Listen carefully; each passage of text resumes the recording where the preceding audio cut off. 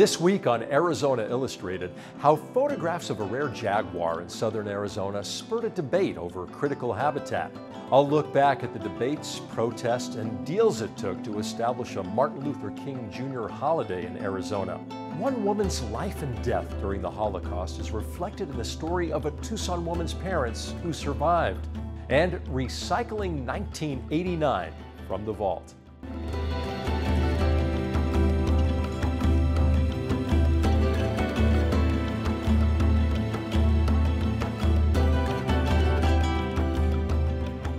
Welcome to Arizona Illustrated. I'm Tom McNamara. Arizona has observed Martin Luther King Jr.'s Civil Rights Day as an official state holiday for over 20 years. Long enough that many in the state do not remember or have never even heard of the executive orders to create and then rescind it, or the legislative actions in support and against it, national boycotts, a lost Super Bowl, massive protests, and finally the voter referendum that created it. We take a look back at Arizona's long and tumultuous journey to honor Martin Luther King Jr. We hold these truths to be self-evident, that all men are created equal. A national effort to honor Martin Luther King Jr. began less than a week after the civil rights leader was assassinated in Memphis on April 4, 1968. It took 15 years for that part of the dream to become a reality, when President Ronald Reagan signed the federal legislation creating a holiday honoring Dr. King in November of 1983. Arizona lawmakers, though, weren't quite ready to pass that particular holiday, so Governor Bruce Babbitt took his own action. Governor Babbitt called me at my house on a Friday afternoon, and to my surprise, and said, "Reverend, what do you think about me signing the Martin Luther King Jr. holiday as an executive order in your pulpit on Sunday morning?" For many in the First Institutional Baptist Church that day, it felt like a turning point in Arizona history. On May 18, 1986, in this pulpit, right where I'm standing, Governor Babbitt signed the executive order. We were elated because not only did someone affirm what we already thought was important, but this was someone who, outside of our cultural community, who was a leader of our state, who said, "I am in solidarity with you."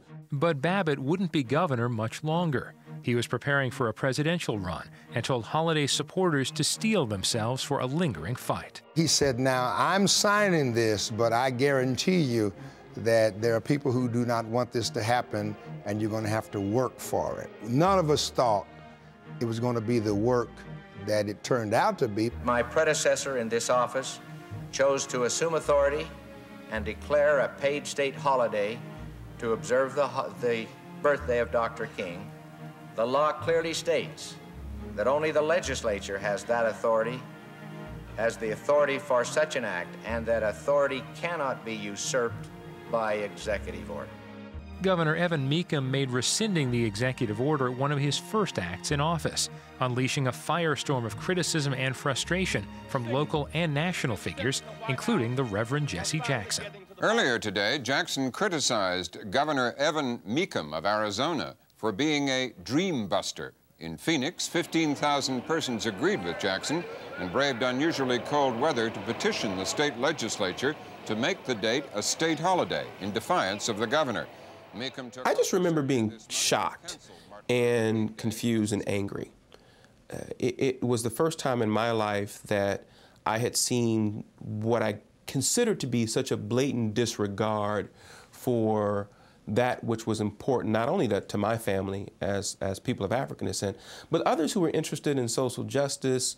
In a nationally televised intervention of sorts, former Governor Babbitt tried to convince Mecham to change his mind and push the legislature to approve a King holiday. But Mecham was unmoved. I remember you standing up and saying, "I'm elected to lead. I am a moral leader." I am. And I think this is an hour of moral decision. You created a firestorm for political purposes, and I, through no fault of mine, ended up being in the middle of it. I have solved it, I think, in a responsible way. The legislature can do whatever, take whatever action they want. I'm going to be busy getting jobs for blacks and other... Mecham's statements that included referring to African Americans as pickaninnies didn't help persuade people that his opposition to the King holiday had nothing to do with racism. Across the nation, many Americans now believe they knew something about Arizona other than it had hot weather. It also was a backwards place, unfriendly to non-whites. The boycott was actually started by Stevie Wonder, who was scheduled to appear in Tucson, and when he found out that Governor Meekum had rescinded the King holiday, he made a statement that he would never come. Other entertainers followed suit, as did a number of other groups. By May of 1987, the state had lost 17 meetings already scheduled for Phoenix, Tucson, or Sedona. Economists projected those meetings bringing in $5 million directly and millions more indirectly. So behind the combination of idealists and a business community seeing dollar signs disappearing before their eyes, the Recall Meekum campaign got started. Is the Martin Luther King issue, though, the one that may perhaps get at least a certain segment of the populace more intensely motivated about this thing than some of the other issues? Perhaps so, and certainly it got it started. So yes, the Martin Luther King holiday was a terrible slap in the face to the black community. And yes, it is a part of the reason why we are calling for a recall. Signatures were gathered and momentum built to recall Governor Meekum. Former U.S. House Majority Leader John Rhodes was even recruited to run against Meekum. The special election wasn't needed, though, once the state legislature moved to impeach him for the misuse of state funds for his inaugural ball on April 4, 1988, 20 years to the day of Martin Luther King's assassination. But a state-approved holiday still wasn't in the offing. A pair of competing referenda were both defeated by voters in 1990. Some blame the defeats on the National Football League's threats. The eye has learned that the league is taking nothing for granted. Should the referendum be defeated, the NFL has already prepared a statement announcing that in an unprecedented move, it will take back the Super Bowl awarded to Phoenix for 1993. Well, that created a real firestorm of disappointed, of upset people here saying, who in New York has the right to influence how we should vote in Arizona. But the efforts to bring a King holiday to Arizona didn't stop. And finally, in November of 1992, Arizona voters passed Proposition 300. The Martin Luther King Jr. Civil Rights Day would be commemorated on the third Monday in January. Arizona became the first state in the nation with a voter-approved King Day. It was fantastic because it was an affirmation of the potential for positive change, not only in Arizona, but America. There was a lingering feeling among some, though, that it shouldn't have had to take such a long time. I would like to say that it was simple moral suasion, right, that moved them. We should be proud that we did what we did, but we also have to acknowledge that it wasn't done as fast as it should have been done and in the way that it should have been done. Others, even as some resentment remains, are simply proud that a majority of Arizonans drew the conclusion they ultimately did.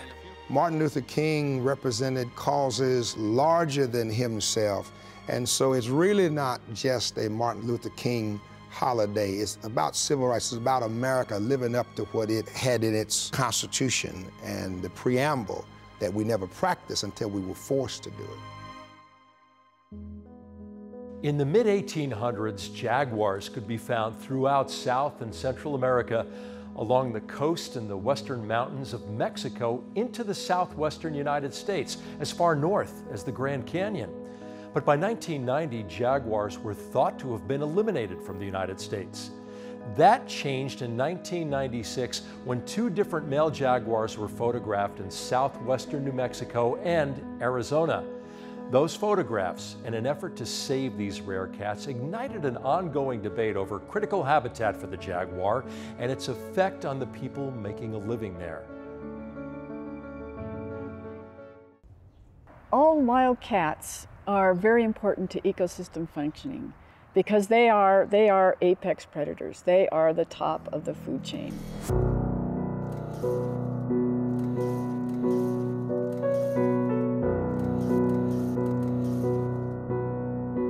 People might be familiar with the tiger and the lion in the old world, but in the Western Hemisphere, the jaguar is the only truly large cat.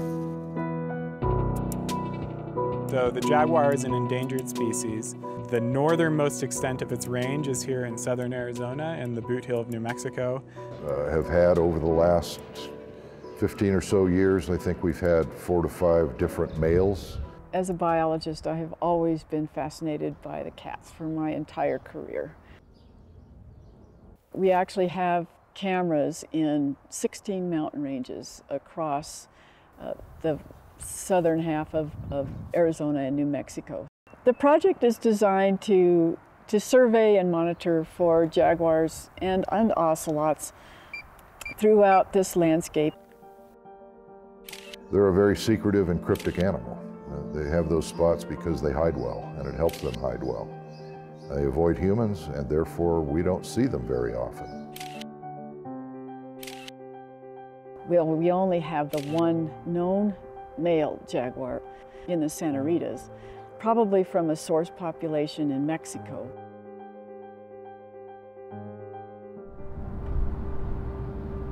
These individual males will go from one mountain range to another, and may spend possibly even several years in what we call that transient phase.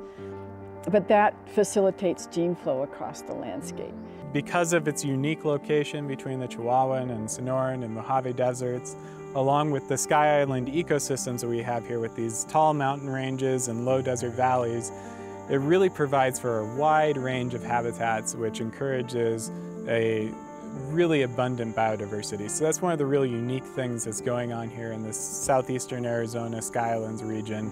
Another thing is, these are pretty productive ecosystems, so they provide things like forage for cattle ranching, but also for wildlife, so we can support large populations of ungulate species, for example. The important thing for us was to stay involved in the process and make sure that we knew when the cameras were being checked, make sure we can adjust our management if there's a way we could adjust our management to put us at less risk. It's kind of difficult when you're dealing with a predator that can cover vast swaths of area. Whether it's the Mexican wolf or the spotted owl or now the jaguar, people are very polarized in some of these issues. I think residents of rural areas are very much fearful of regulation. And while I know there's a need for regulation, a lot of times there's just too much regulation out there, and it prevents us from doing the types of things that we need to do to maintain these open spaces.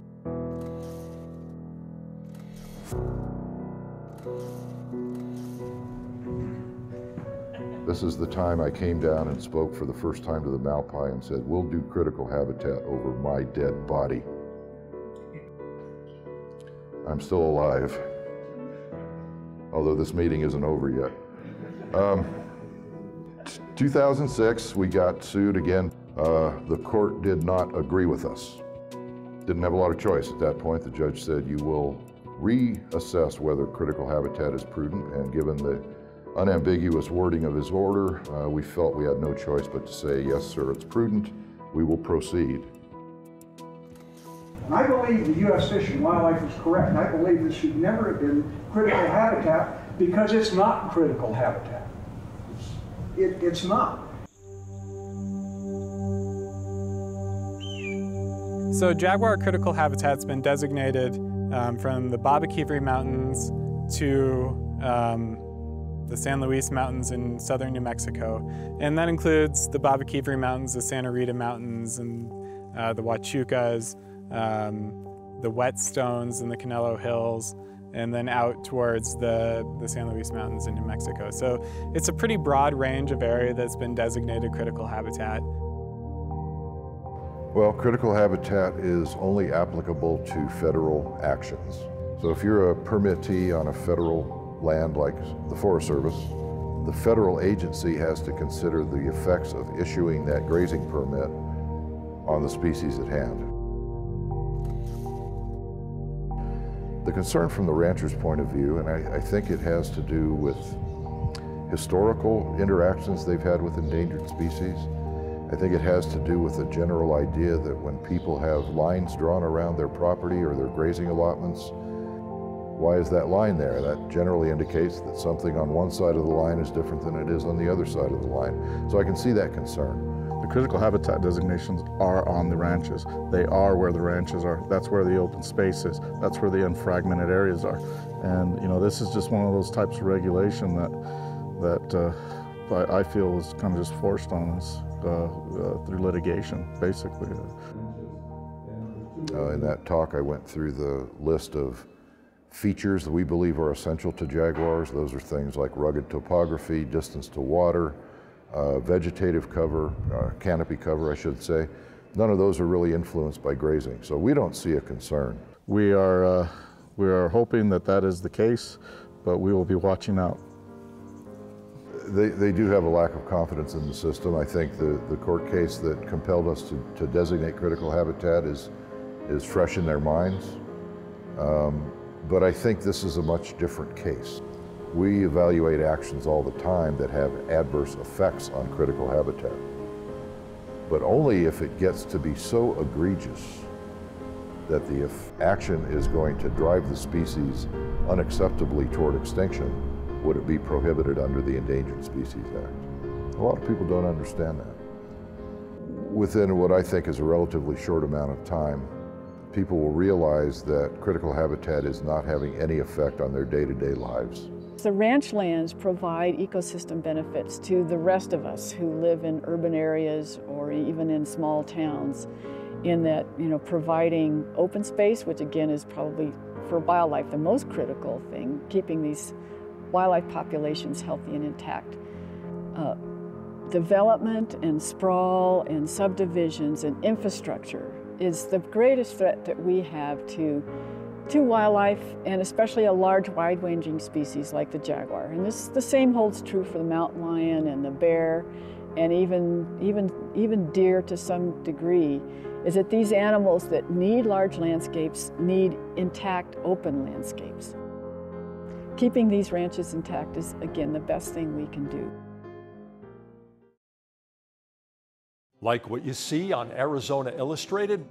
Visit our webpage at azpm.org to watch and share videos from this episode. You'll also find stories from future programs, an easy way to submit your own story idea, an archive of past episodes of Arizona Illustrated, and you'll find everything you need to stay connected with public broadcasting in Southern Arizona. azpm.org. The horrors of the Holocaust changed lives all over the world, but as the generation who experienced it passes on, how are their stories being preserved for the future? An exhibit at the Jewish History Museum tells the story of one woman's tragic death in a concentration camp, while a brother and sister celebrate their family legacy of survival and the new life their parents built here in Tucson.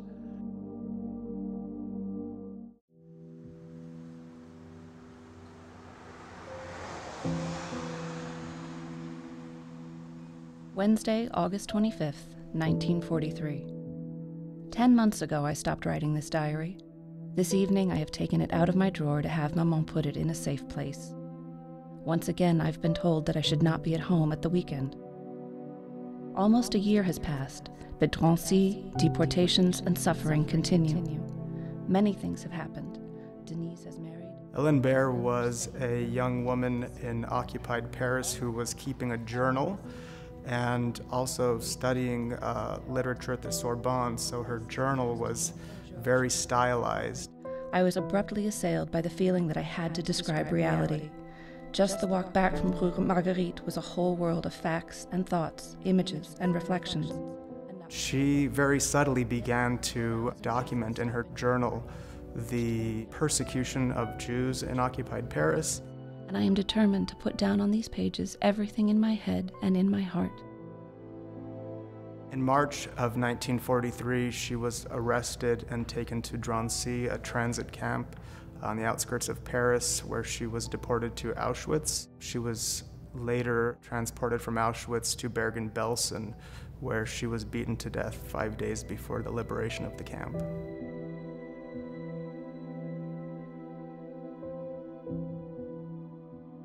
This exhibition focuses on an individual and her family. Because of the scale of destruction that is a characteristic of genocide, you also have this loss of identity for all the hundreds of thousands or millions that are murdered.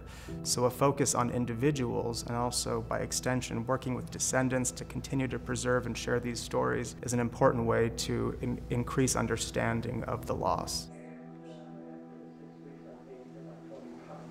Rosie's parents met each other in Europe after the war. Her father had previously had a wife and children and lost his entire family. They married, they came to the United States, lived in Cleveland for a while, and arrived in the mid-1950s in Tucson. And we have this iconic image of the Newmans arriving on the tarmac of Tucson International Airport, and we believe that they are among the first, if not the first, Holocaust survivors to resettle in Tucson. My mom used to speak in schools, and when I used to go with her, I would always tell the students that they are the last generation that will get to see a Holocaust survivor in person. And when people come around and say it didn't happen, it was very important for them to remember and speak up and say, yeah, it did happen because I met one of the survivors. And I think the story of the Holocaust teaches us that it is our job as humanity to not let that happen again, that we have to learn to be compassionate and understanding and embrace all mankind.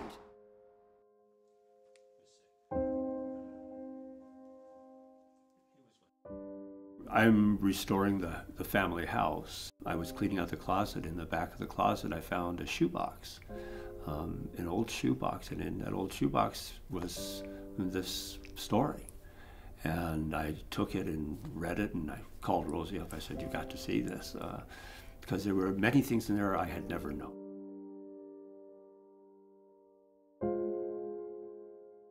I never knew he saw his mother killed. I thought she had been taken away by the Nazis. I didn't realize that that had occurred. He said that he never tried to be a really warm, fuzzy dad because he knew what it felt like to lose somebody that was very close to you, and he didn't want us to love him that much so that if something happened to him, we would feel that loss. I never heard that. That's interesting. They didn't talk much about what happened. We would get snippets here and there. Many things in that manuscript we had no idea of. And then when the Swedish Red Cross came and rescued them, brought him to the hospital, my mother actually nursed my father back to health. She came out of the Holocaust healthier than he did. He weighed 70 pounds when he came out of the Holocaust. That's basically how they met. And Mom worked in the kitchen, so she had more access to food, and so she was not emaciated the way my dad was when he came out. My father lost children, his own children. My mother was much younger, and so her life changed when she was 17. She was really young, and she lost her mother and 7 brothers and sisters. And she dwelled on that a lot.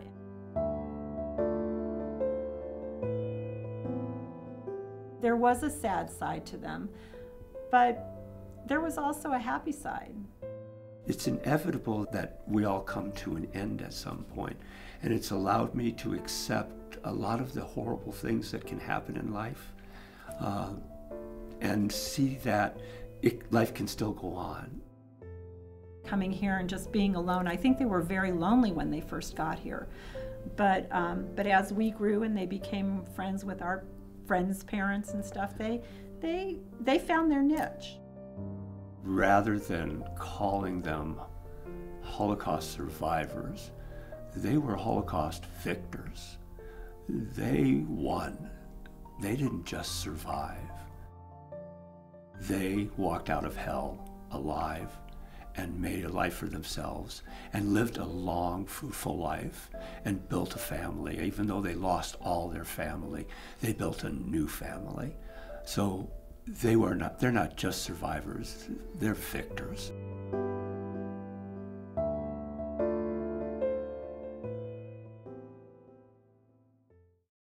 There was a time when taking out the garbage meant throwing everything we deemed worthless into one bin and dragging it out to the road.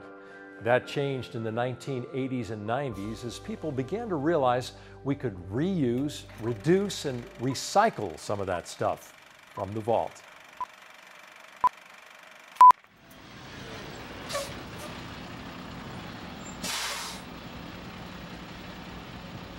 In a central area of Tucson this morning, there were new containers sitting next to the usual trash bins. Containers with paper, glass, plastic, and aluminum waiting to be recycled.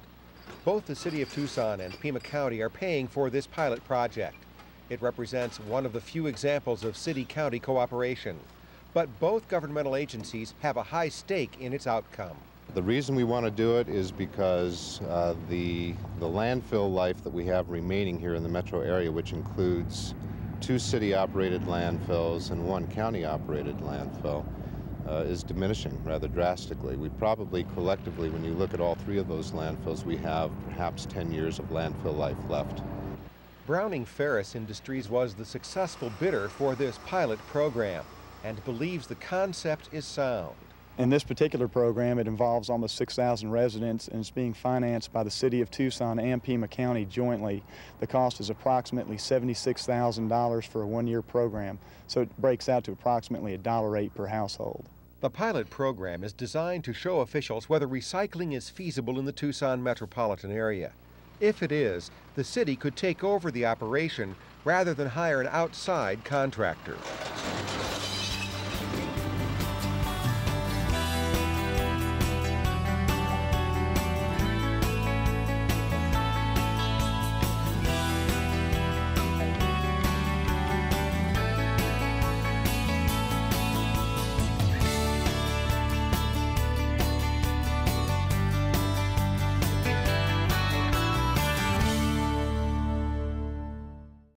Thank you for joining us here on Arizona Illustrated. Next week, 3 incredible stories about 3 incredible women. Slowed by Parkinson's, Sharon Kaw found a unique way to get her groove back. Win Bundy and her bookshop at the end of the world. For almost 60 years, Annie Laws has welcomed Tucsonans into this corner store. And we look back at Louise Sherpa and the Women of Rodeo from the vault. I'm Tom McNamara. See you next week.